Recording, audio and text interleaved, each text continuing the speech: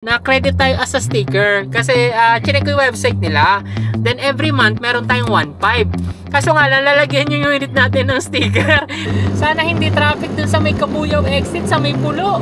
Kasi usually guys traffic dun pag exit ng rush hour eh. Tapos ang tagal ko din dun. Siguro mga 1 oras.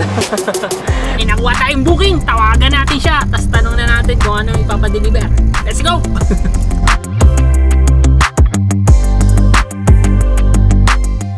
So ayun guys, time check is 12:50. Meron tayong nakuwang isang booking which is ayan. Ang pick up niya is 1:30 PM. Tapos ang pipick upin natin is mga sauce. Actually guys, waiting pa tayo ng isa kasi nag-on nga pala tayo I think mga around 10. Then nakakuha tayo ng 11:30. So medyo matagal ang waiting time natin. So ang date ngayon is August 18, Monday. Medyo madalang sa akin ang booking. Meron naman naalabas, I think dalawa yung nakalusot sa akin. Ang bibilis nyo mag-swipe.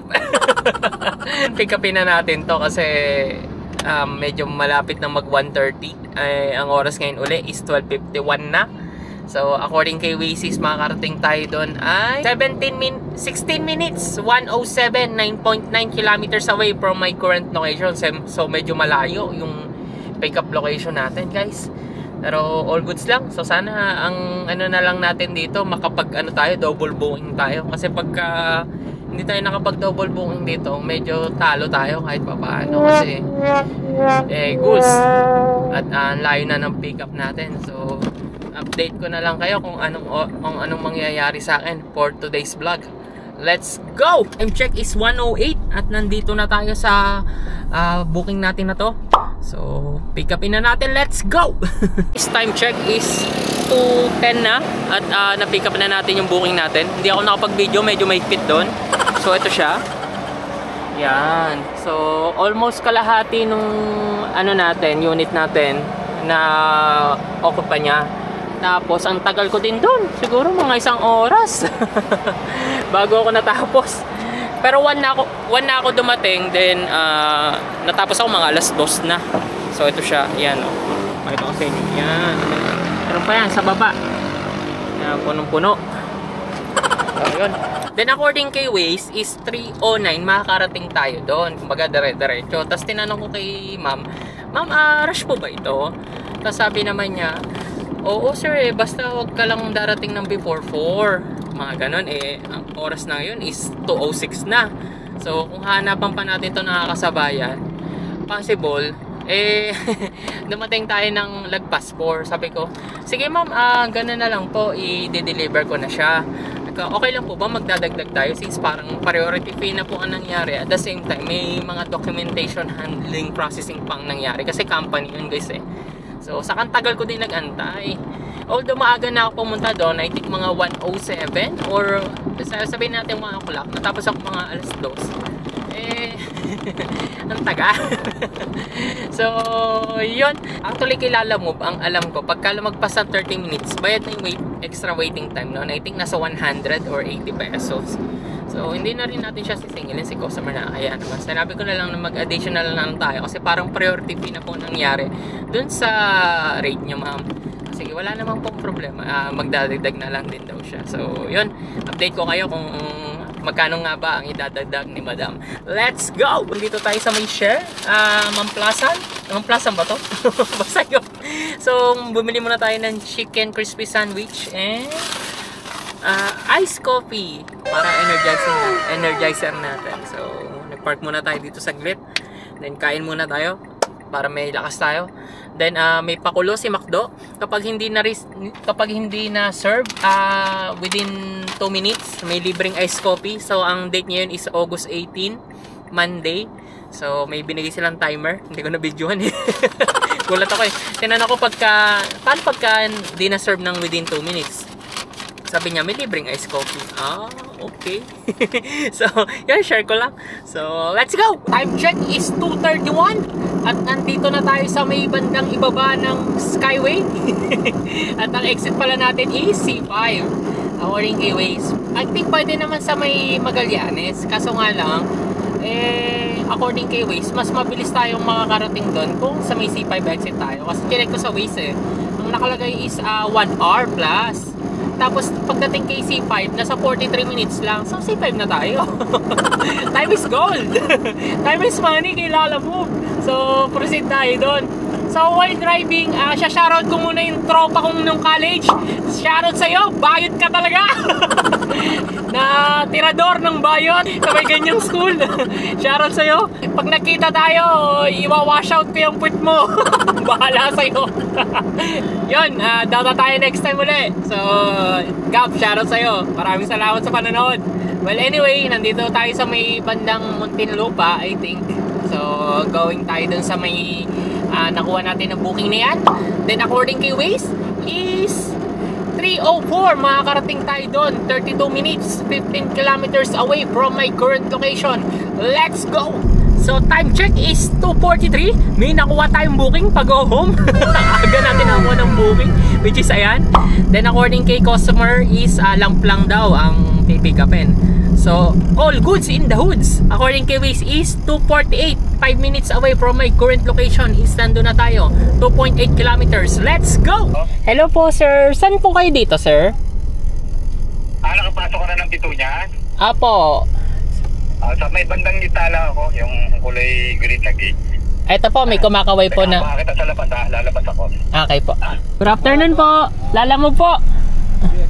Wait lang po. Saan ba dadalhin to? Kabuyaw po. Kabuyaw. Ito pakiingatan to kaya hindi pinagdala sa motor eh. Kasi Babasagin po ba? na yung ano, yung... Ay, dito na lang po sa unahan. Oo. Para mas baka malag-alag po dyan. Ay, eto na po. Hello sir, good afternoon po. Sir, nandito na po ako. Then, na-pick up ko na po yung item. Di bali, dalawa po siyang naka-plastic na Pwede pa-send po sa ano? ng picture po. Apa. Okay po, sige, picturean ko po. Thank you po. So, yun guys, time check is 2:52. Natapos na natin tong i-load. So, all goods lang kasi along the road lang ng booking natin na to. So, drop na natin to. Actually guys, kakatawag lang ng kapatid ko. Ay, may papasuyo daw siya kasi nung mapapansin nyo sa last vlog ko, siya ay nasa architectural industry. So, mostly, may mga binibiling materyales. So, yun, pagka nagagawi ako dito sa Manila, tinatawagan na nila ako na tulong na din nila sa akin. Kasi kapatid ko naman. Ngayon, sakto naman, nandito tayo sa may Taguig. Ang pick up, 3 pa. Awit sa'yo, ate! Ang pick up niya is sa may saan ba to? Sa may Taguig, Pasig, saka Quezon City. Tapos saka tayo babalik ng home base. So, all goods kahit pa paano. Pero si ate naman yon. So, ako umadate na din natin. So, update ko na lang kayo. Ciao! Mag-lock lang po muna tayo sir. Sige lang po. Huwag lang yung ID sir. Akan po. Sulat na lang. Sige. Good afternoon po, sir. Yes sir. Lalamog po. Lalamog. So guys, update. Cancel yung sa kapatid ko. May processing days pa daw pagka-order ngayon. So ayun, baka tomorrow asikasuhin natin siya. So now, hanap tayong booking pangsabay dito sa nakuha natin. Sir, magandang hapon! Magandang hapon sir. Okay lang po, sir. Yung 39 bucks po. Parang malilit lang. Yeah. 3, sir? O 2 lang? Sige. 39 bucks to, sir.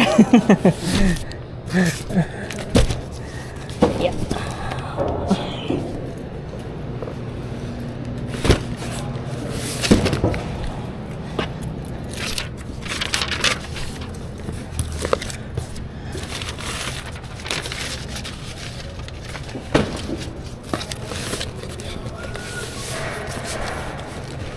Yeah. Ooh.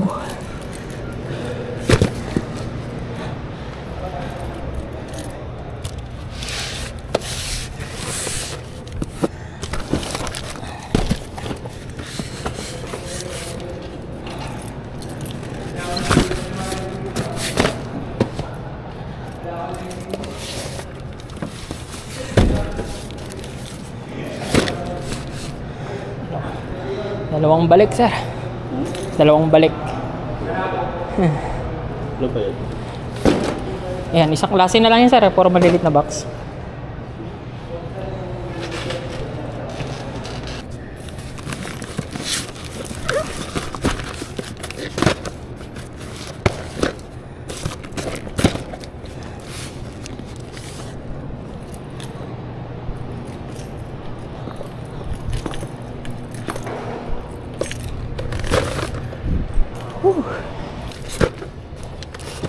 Yeah.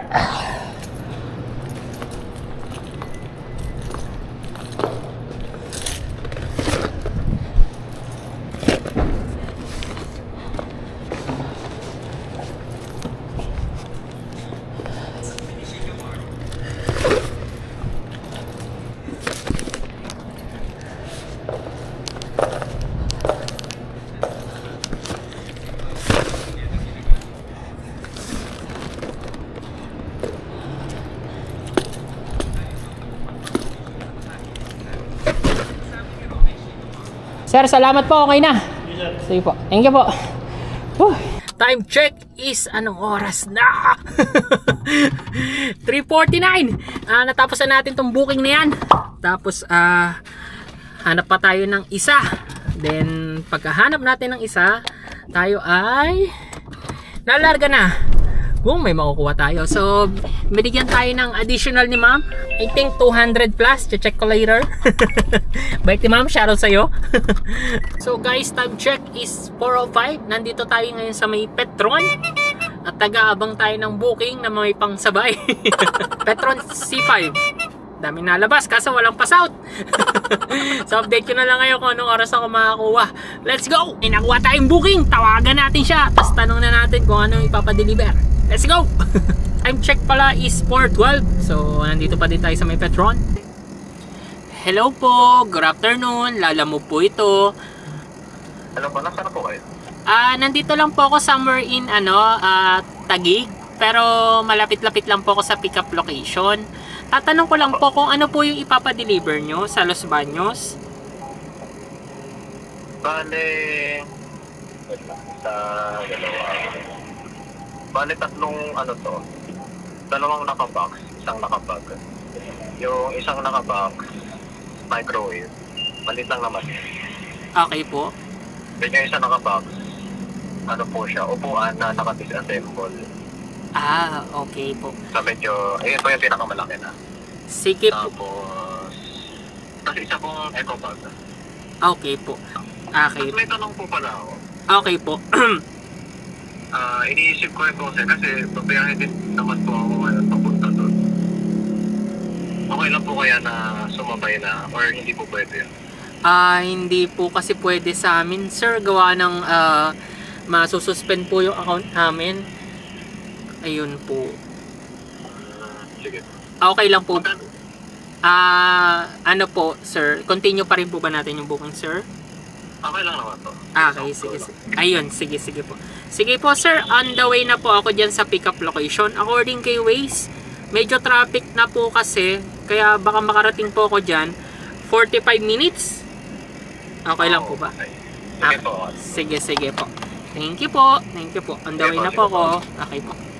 So, ayun guys. Sasabay daw si customer. No. So, yun. According kay Waze nga is 45 minutes, 10 kilometers away from here. Medyo traffic talaga. Why naman ganun, Waze? At tayo mag-drive na. Let's go! Update ko na lang kayo.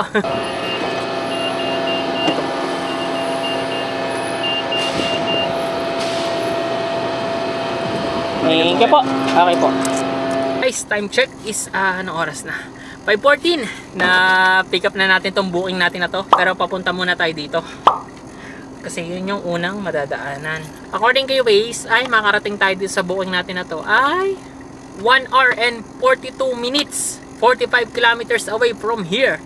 So, let's go! So guys, papasok na tayo ng EDSA. Nandito tayo galing sa Mandaluyong. Dito sa may lusutan dito. Wait na yan out. Expected ko na traffic dito sa may EDSA. According kay Waze, 6:52. Makakarating tayo dun.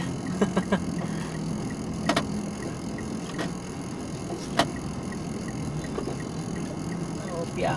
Wait lang po. Yun. Eto na. EDSA na.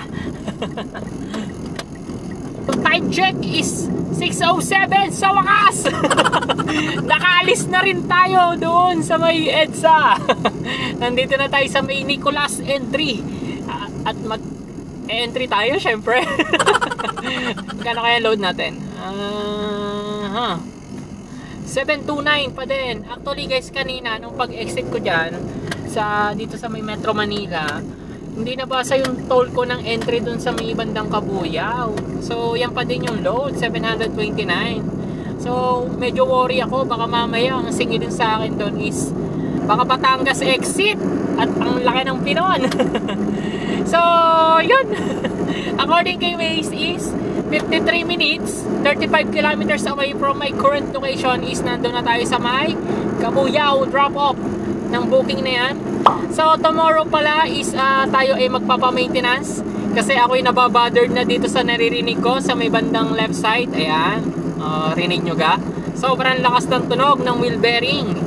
So papacheck na din natin. At the same time papa-change oil na rin tayo kasi ang ating odo na ay 108,762. So medyo malaki na. Since isasabay ko na siya sa wheel bearing natin, siguro ang gagawin ko na lang every 9,500. para isang isipin na lang, diga? Saka ngayong week kasi na to, medyo malaki ang ang holiday ng mga empleyado. At for sure medyo gawa ng traffic yan, lalo na sa Miyerkules kasi long weekend yan. Kaya hindi tayo babiyahe ng Miyerkules. Ang gagawin natin bukas, Tuesday, ay magbibideo tayo ng car maintenance natin. August 19 yun, Tuesday. Ang gagawin natin is papagawa natin yung wheel bearing, tapos magpapa-change oil tayo. At the same time, papalinis na din natin yung brakes. Kasi hindi pa natin napapalinis yung brakes simula nung bagyong Krising. Kasi nga nadaan natin siya sa baha. So i-double check natin yung status ng mga brakes natin kung okay pa ba. Although nakalahating gulong lang naman yung nababad, pero much better na palinis na din natin. Kasi every 10k naman ako nagpapalinis ng brakes. So aside from that, sa may last natin car maintenance, tayo underwash. At the same time ay nagpa-undercoat na rin tayo para protection ka. So yun. Update ko na lang ngayon kung anong oras natin ito madadrop. Let's go! Time check is 6:25 at umuulan dito somewhere in Binyan. Naku po! Sana hindi traffic dun sa may Kabuyaw exit, sa may Pulo. Kasi usually guys, traffic dun pag exit ng rush hour eh. So, tapos umuulan pa. Pero according kay Waze, makakarating tayo sa pick-up location. Sa drop-off location is 7:01, 36 minutes, 16 kilometers away from here. Let's go! Nandito na tayo sa may Kabuyaw, Pulo Road. At so far maganda yung kalsada kahit pulang-pula sa Waze. Time check is 6:40. At according kay Waze is 18 minutes, 2 kilometers na lang. Nandun na tayo sa drop-off location. So, i-drop na natin to. Let's go! Good evening po, sir. Okay lang po. Wala po. Medyo fragile daw po ito, sir.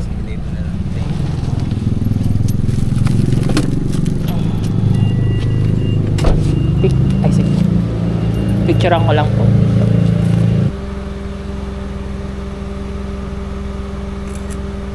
Okay na po. Thank you po. Thank you po, sir. So ayun guys, time check is 6:58. Natapos na natin tong booking natin na to. So papunta tayo dito. Then according kay Waze ay 1 hour and 8 minutes, 23 kilometers.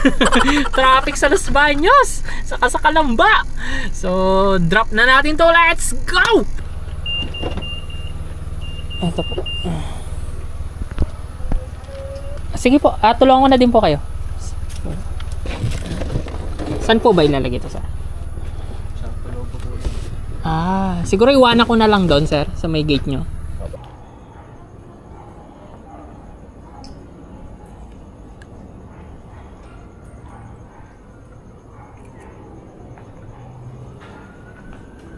Okay na po. Thank you. Thank you po. Time check is 7:50. Natapos na natin itong booking natin na to. So, tapos na tayo for this vlog. So, magkano kaya ang kinita natin?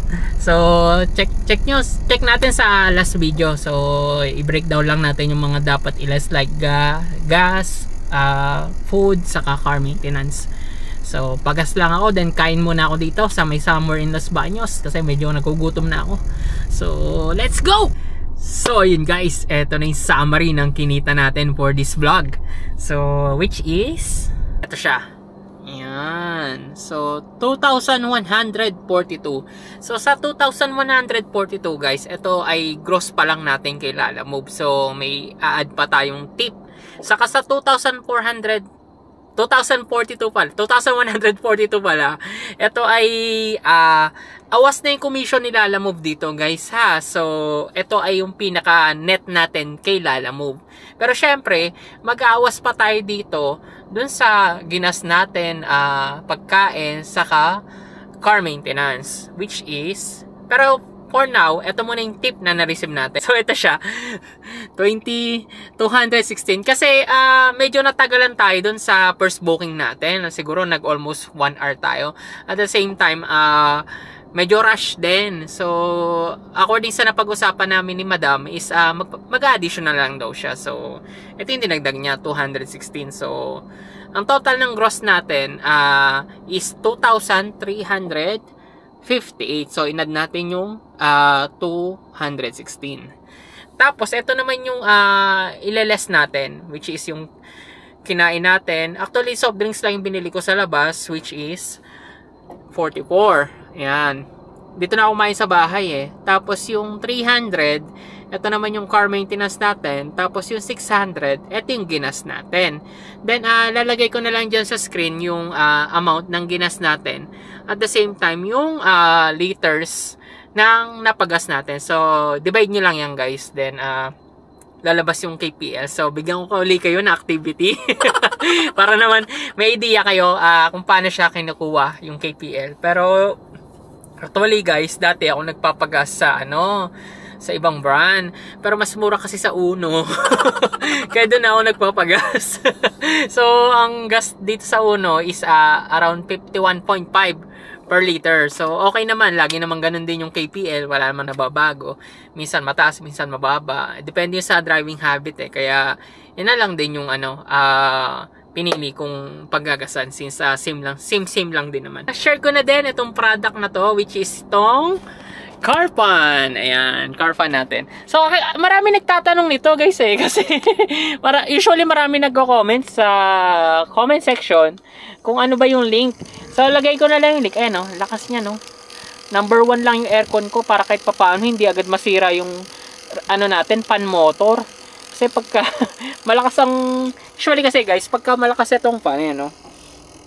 Ayan. Pagka sobrang init, number 2 ko yan. Pero pagka all goods lang yung hangin, yung init, 1 lang yan. Tapos 22 ang natin, thermometer. Then naka on to. Usually 1 or 2. Parang ito na yung dagdag hangin natin para mag-circulate yung aircon.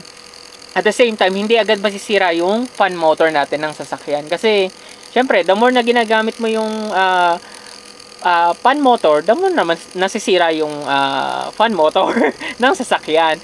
Kaya, mas prefer ko tong gamitin kasi mas tatagal yung fan motor ng sasakyan natin. So, paulit-ulit. So, yun guys. Lagay ko na lang yung link sa description. Check mo sa Lazada, Shopee, or TikTok. Available yan. I think, this is it. Yun lang yung kinita natin. 1,414. So, ayan. So, ito yung kinita natin is 1,414. So, all goods guys. Kasi, agad din natin nakauwi. Sa nakatatlong bookings lang tayo. I think nakauwi tayo ng around 8 na ata. Or, sabihin natin 8 to 9. So, siguro nasa labas tayo ng mga 8 or 9 hours. Pwede na. I think enjoy naman so far sa side ko ha. Based sa experience ko. So, ito yung magiging possible na buhay nyo guys kapag pinasok nyo tong Lalamove. So, sineshare ko lang kasi pang Ilang vlogs na ba natin to? I think 54, 55. So, ito yung possible scenario. If ever na nagbabalak ka, tapos kung gusto mo ding pasukin tong Lalamove, then wala kang idea kung ano ba yung magiging isang buhay ng hatchback or sedan na unit, ito yun. So, marami pa tayong vlogs. Panoorin nyo na lang, guys. Alalay ko dyan yung playlist. Saka, guys, may bago tayong paano kay Lalamove, which is etong stickers. Nagdadalawang isip ako, guys, kung eto, ayan na-credit tayo as a sticker. Kasi chinek ko yung website nila. Then every month meron tayong 1.5. Kaso nga lang, lalagyan yung unit natin ng sticker left side and back, I think. So medyo nagdadalawang isip ako kasi although another kita siya, which is 1.5, pero left and right and back, I don't know if kumbaga worth sa side natin na palagyan natin yung sasakyan natin, since ginagamit din naman natin tong personal use at the same time sa mga meeting kay customer. So may another job ako, which is freelancer ako ng isang sales. Freelancer ako ng isang manufacturing company, sales ako doon. So ito yung usually gamit ko. I don't know kung worth it ba. Pero mag-meeting ako, tapos naka-Lalamove car ako, pwede din naman pag check natin kung ano mangyayari sa atin. So yun pala, guys. So sa mga naka-sticker dyan ng Lalamove, comment nga kayo kung ano yung nakukuha nyo bukod sa 1.5 na benefits. Kasi nakita ko sa website, yun nga, may 1.5 monthly kang benefits. So if ever naman na gusto mo mag-isang part-time Lalamove driver, lagay ko na lang yung link sa description, check mo, tapos lagay mo yung referral code ko. So wag kang gagaya sa akin na hindi naglagay ng kapwa driver ng referral code at nawalan ng 300 Lala credit. Sayang yun, guys. So I highly encourage you na if ever na mag-apply ka sa Lalamove, maglagay ka ng referral code. So lagay ko na lang yung referral code ko. Then if ever na matapos mo yung mission ni Lalamove, meron kang marireceive na 300 Lala credit. Kasi yun ay may kailangan number na bookings na tapusin bago siya makredit kapag naglagay ka ng referral code. So sayang naman, guys, diba? So lagay mo na lang yung referral code ko, ayan, tapos lagay ko na rin yung link saka mag-a-apply para dire-diretso ka.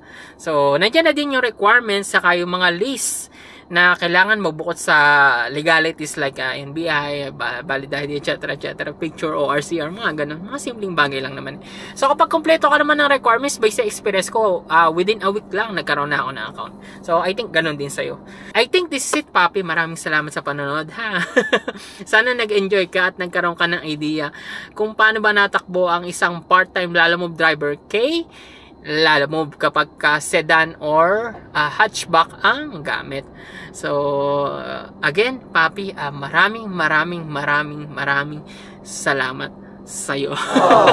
So maraming salamat sa pagsuporta sa channel natin at panonood. And if ever na nasa abroad ka now, then ito yung balak mong gawing job mo pagka uwi mo o kaya pag retirement o I don't know, then gusto mo sedan. So ito yung magiging possible na buhay mo. So yun, hanggang sa muli, papi. Ito na yung pinakahihintay nyo. Ciao! Maraming salamat sa panonood. See you on the next vlog. Ciao!